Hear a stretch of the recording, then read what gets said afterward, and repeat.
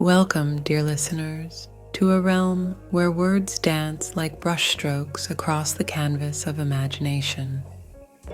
This is Sonic Bookshelf, your sanctuary of stories and your haven of narratives.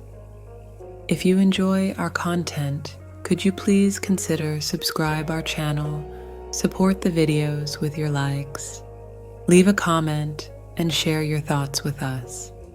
Thank you. Peter, whose round eyes could only move about slowly, had a hard time looking out for her. The goats were even worse, and only by shouting and whistling, especially by swinging his rod, could he drive them together. "Heidi, where are you now?" he called quite angrily.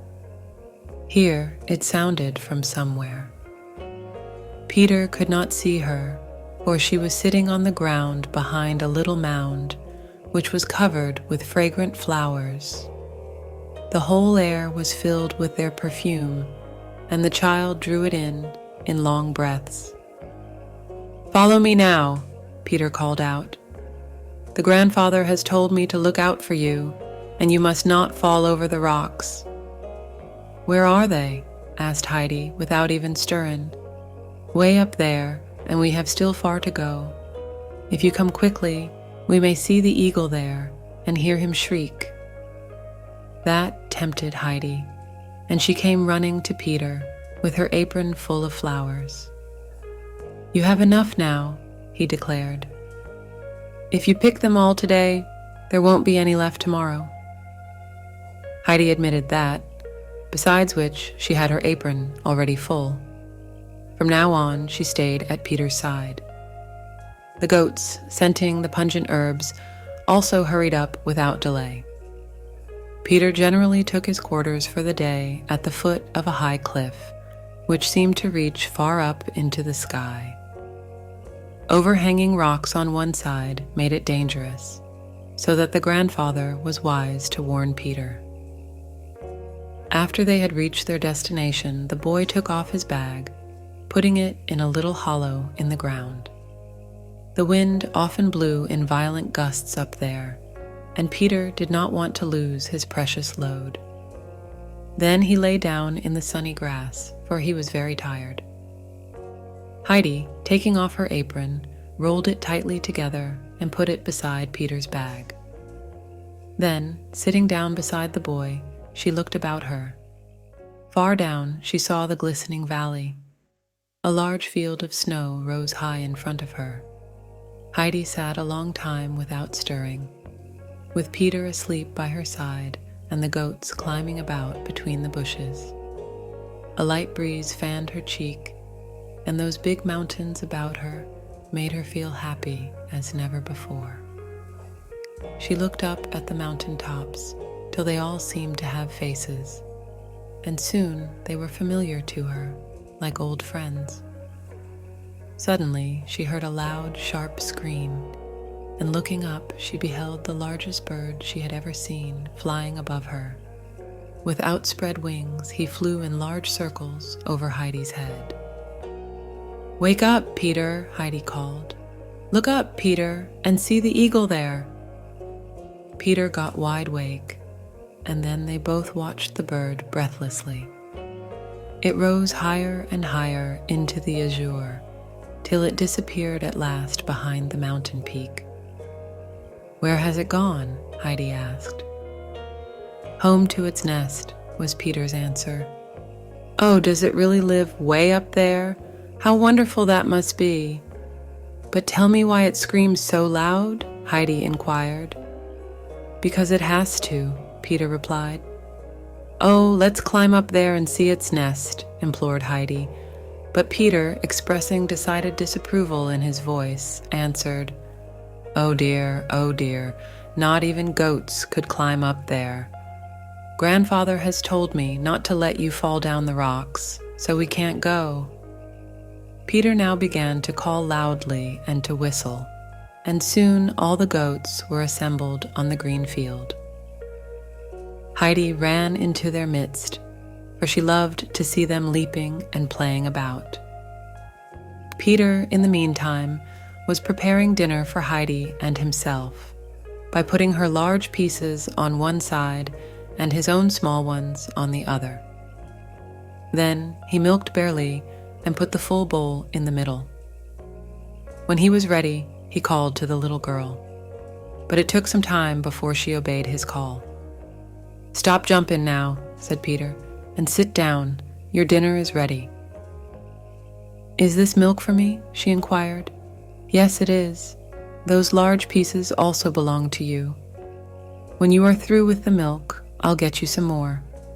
After that, I'll get mine." "What milk do you get?" Heidi inquired. "I get it from my own goat, that speckled one over there. But go ahead and eat," Peter commanded again. Heidi obeyed, and when the bowl was empty, he filled it again. Breaking off a piece of bread for herself, she gave Peter the rest, which was still bigger than his own portion had been. She handed him also the whole slice of cheese, saying, "You can eat that. I have had enough." Peter was speechless with surprise, for it would have been impossible for him ever to give up any of his share. Not taking Heidi in earnest, he hesitated till she put the things on his knees. Then he saw she really meant it, and he seized his prize. Nodding his thanks to her, he ate the most luxurious meal he had ever had in all his life. Heidi was watching the goats in the meantime and asked Peter for their names. The boy could tell them all to her, for their names who tried to stick his big horns into all the others. Most of the goats ran away from their rough comrade. The bold thistle-finch alone was not afraid, and running his horns 3 or 4 times into the other, so astonished the Turk with his great daring that he stood still and gave up fighting, for the thistle-finch had sharp horns and met him in the most warlike attitude. A small white goat called Snowhopper kept up bleating in the most piteous way, which induced Heidi to console it several times. Heidi at last went to the little thing again, and throwing her arms around its head, she asked, "What is the matter with you, Snowhopper? Why do you always cry for help?" The little goat pressed close to Heidi's side and became perfectly quiet. Peter was still eating, but between the swallows he called to Heidi, "She is so unhappy because the old goat has left us. She was sold to somebody in Meinfeld 2 days ago." "Who was the old goat?" "Her mother, of course." "Where is her grandmother?" "She hasn't any." "And her grandfather?" "Hasn't any either." "Poor little Snowhopper," said Heidi, drawing the little creature tenderly to her. "Don't grieve any more. See, I am coming up with you every day now, and if there is anything the matter, you can come to me." Snowhopper rubbed her head against Heidi's shoulder and stopped bleeding. When Peter had finally finished his dinner, he joined Heidi. The little girl had just been observing that Schwenli and Barely were by far the cleanest and prettiest of the goats.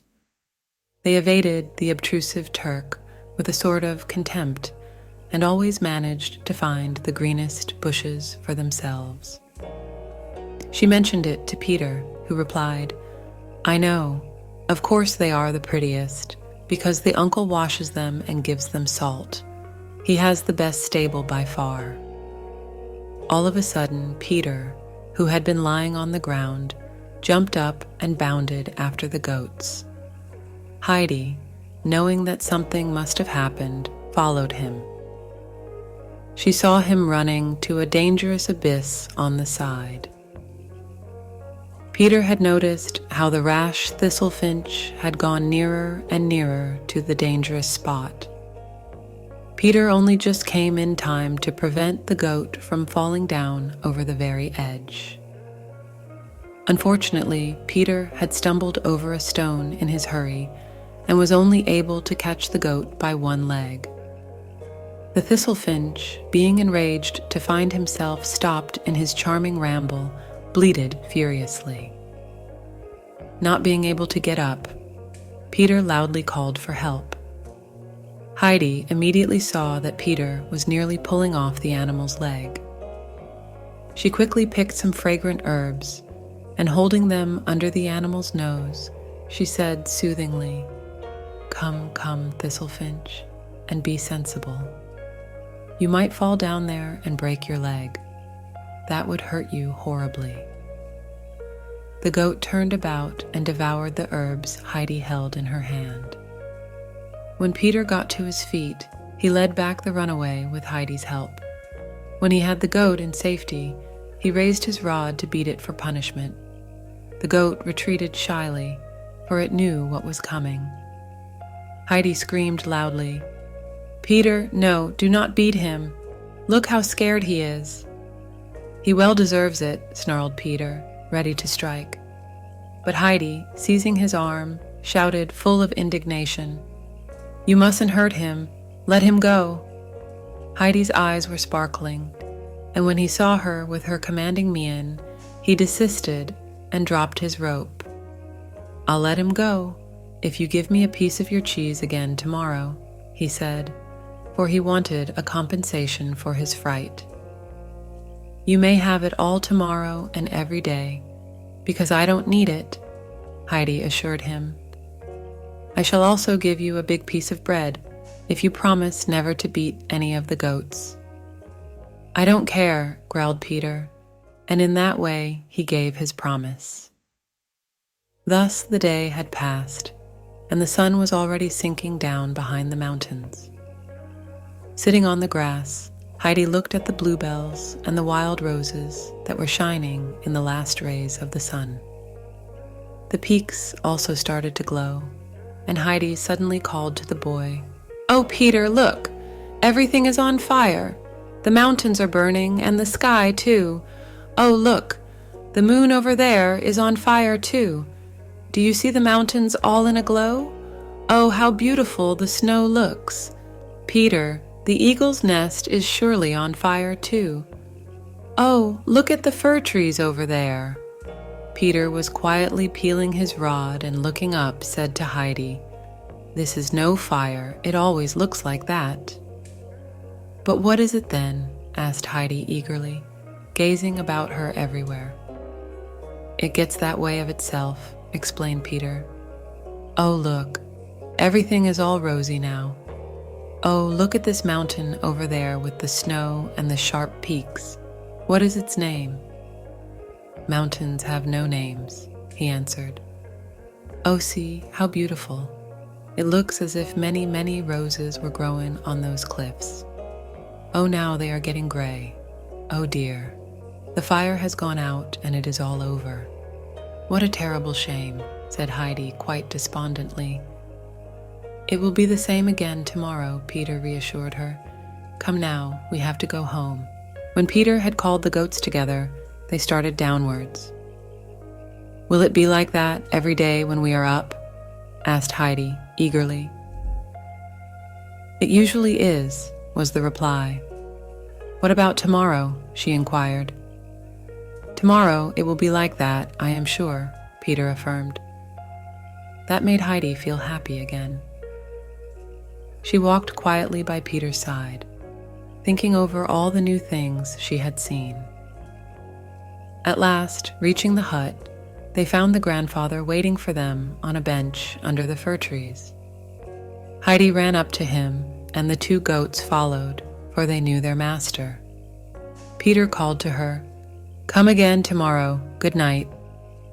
Heidi gave him her hand, assuring him that she would come, and finding herself surrounded by the goats, she hugged Snowhopper a last time. When Peter had disappeared, Heidi returned to her grandfather. "Oh, grandfather, it was so beautiful. I saw the fire and the roses on the rocks, and see the many, many flowers I am bringing you." With that, Heidi shook them out of her apron, but oh, how miserable they looked. Heidi did not even know them anymore. "What is the matter with them, grandfather? They looked so different," Heidi exclaimed in her fright.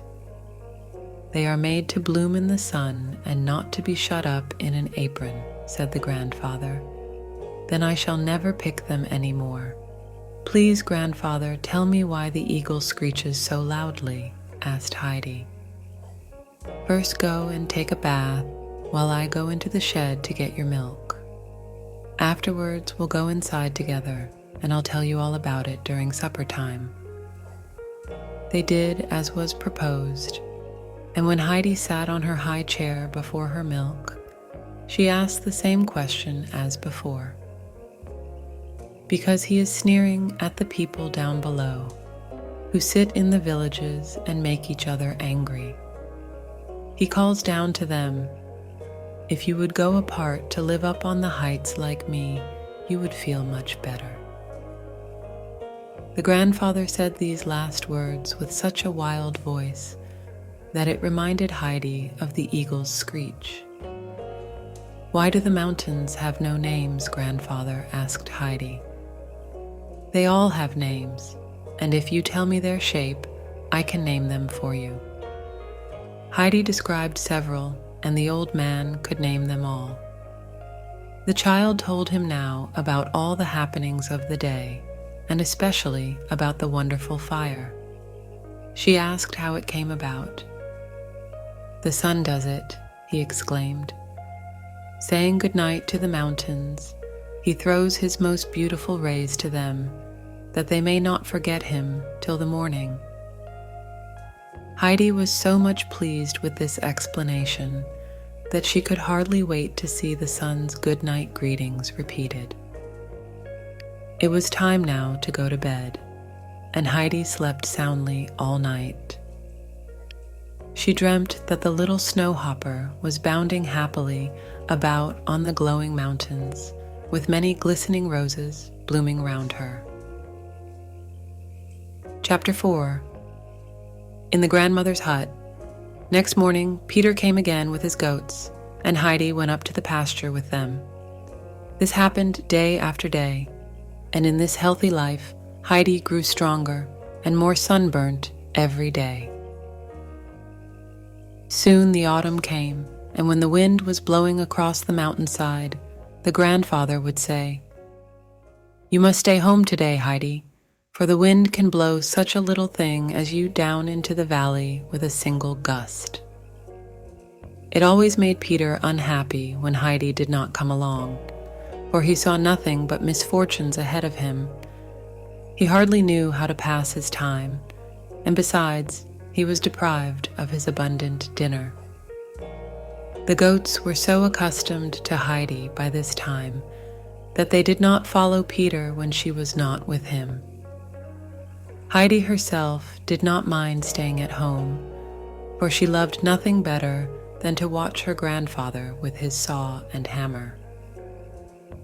Sometimes the grandfather would make small round cheeses on those days, and there was no greater pleasure for Heidi than to see him stir the butter with his bare arms. When the wind would howl through the fir trees on those stormy days, Heidi would run out to the grove, thrilled and happy by the wondrous roaring in the branches. The sun had lost its vigor, and the child had to put on her shoes and stockings and her little dress. The weather got colder and colder, and when Peter came up in the morning, he would blow into his hands. He was so frozen. At last, even Peter could not come any more, for a deep snow had fallen overnight. Heidi stood at the window, watching the snow falling down. It kept on snowing till it reached the windows. Still, it did not stop, and soon the windows could not be opened, and they were all shut in. When it had lasted for several days, Heidi thought that it would soon cover up the cottage. It finally stopped, and the grandfather went out to shovel the snow away from the door and windows, piling it up high here and there. In the afternoon, the two were sitting near the fire when noisy steps were heard outside and the door was pushed open.